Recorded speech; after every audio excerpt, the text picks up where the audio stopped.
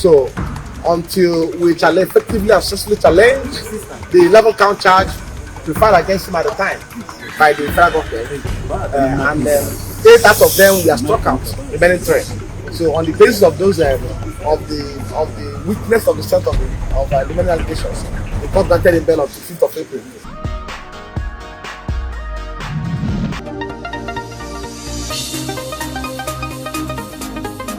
The Federal High Court sitting in Abuja has adjourned the trial of Nnamdi Kanu, leader of the Indigenous people of Biafra. Justice Menta adjourned the trial on Monday at the resumption of proceedings at the court in the Federal Capital Territory. The trial suffered a setback after the Department of State Security failed to produce Kanu in court. So that has been resolved. We are going to initiate the communication to CJ to ensure that we have to do to continue providing this information.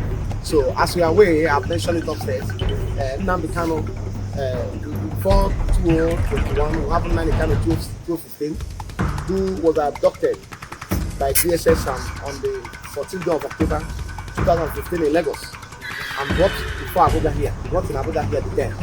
He was taken to Magistrate Court and which granted him bail, and contrary brought before this court, Honorable Federal Court, which also granted him bail. And those bail orders granted by the court directing for his own conditional release are all fronted by the DSS. So until we effectively and successfully challenge the 11 count charge preferred against him at the time by the federal government, and 8 out of them we are struck out, remaining 3. So on the basis of those of the weakness of the strength of the remaining allegations, the court granted him bail on 15th of April 2007 and scheduled for the matter for hearing. I got the case to October 17th for hearing, 2017 for hearing. So why are waiting for the time for him to be in court on October 17th for the trial to commence? His premises, ancestral home in Omaya, was invaded by the military soldiers on the September 14th, during which blood invasion, over 28 persons were killed in his premises, and he manually escaped by sheer providence. Not unhurt, he was inflicted with injuries. So, and we have application before this court for the court to intervene and also investigate the circumstance that led to his disappearance, and intervening event that occurred that led to him to be able to be in court and start his trial. So these applications are pending for the past 2 years before this court. Only for us to have up on 29th of June that was brought to court. So, and we're ready to go.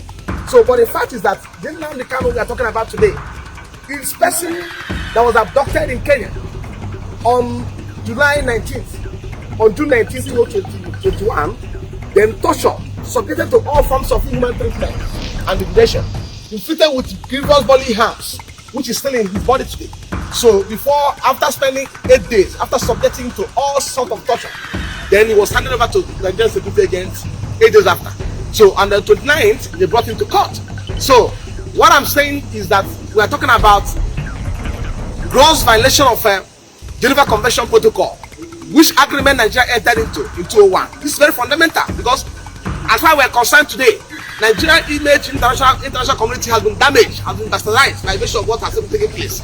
You don't go to a foreign land and kidnap somebody. If the person has committed an offense to law, you subject him through what they call extradition proceedings. Then the person will pass through the instead of smuggling here through what they call extraordinary rendition. But that's a very fundamental issue we're discussing before international court and the international community. Today we have various applications and correspondence with the African court, which is being championed by my colleague Ejiofor, and also our foreign partners in UK and the US. So as I speak, the specific 3 orders issued by Justice Menta. No, today the issued order. First of all, that you need an order from the CJ to proceed the trial.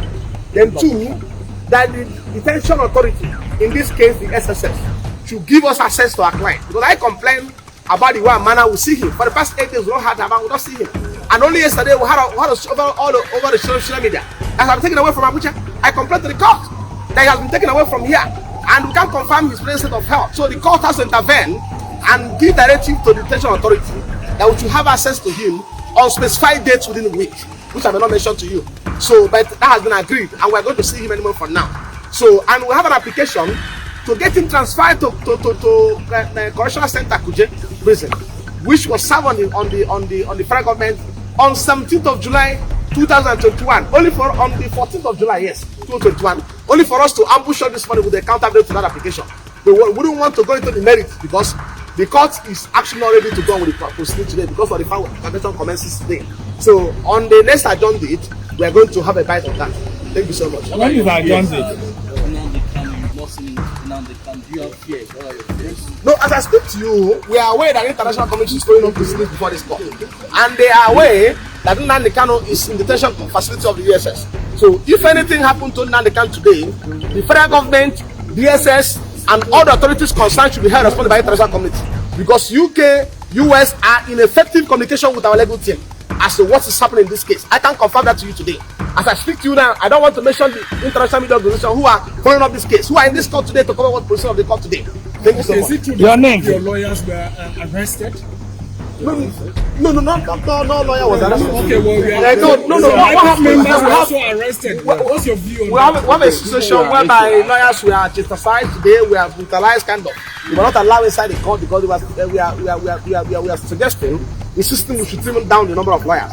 I know this is an international case. This is a case that rose Igbo's interest and interest of right responsible people. So every responsible person wants to know what's happening in this case. So and that has been resolved with the court today. We are going to confirm that. And we are aware many of them. I was just informed in court that many of them were many people that came here were arrested. So and I'm urging the authority. I am urging the authority by this video to release those who were in court to witness proceedings of today. They were not violent. There were many here to witness proceedings of the court. And it's your constitutional right to be in court and witness proceedings of the court.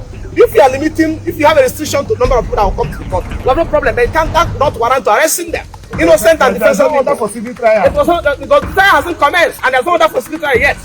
There's no other for trial. Like which we are going to pretend there's any other of such session.